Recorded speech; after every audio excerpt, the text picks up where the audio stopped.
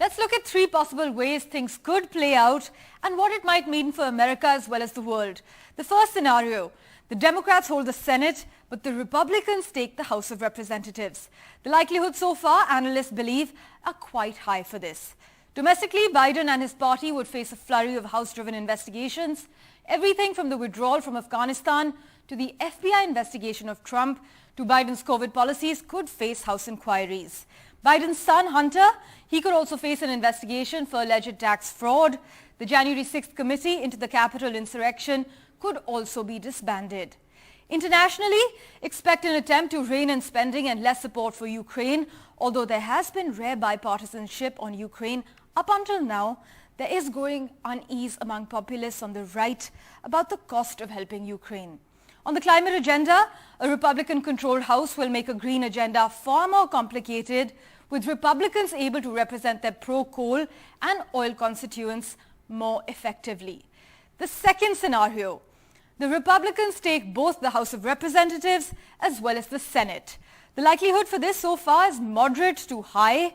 Domestically, Biden's agenda could be blocked at every turn if this happens, even issues where there was bipartisan cooperation in Biden's first 2 years, such as gun control and infrastructure.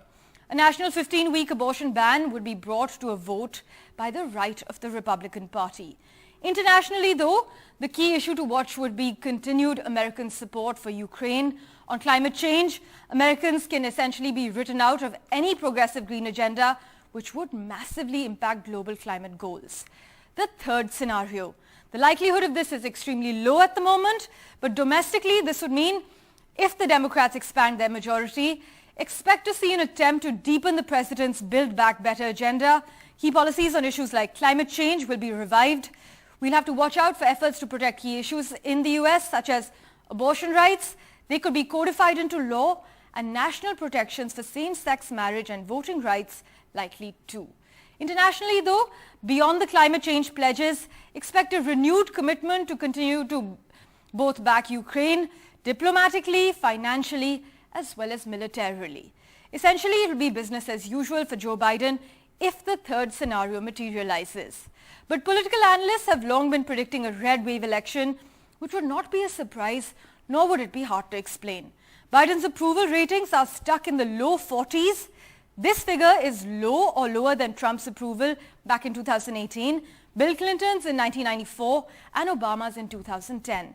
In each case, the party out of power gained 40 or more House seats and won the House National Popular Vote by around 7 percentage points or more.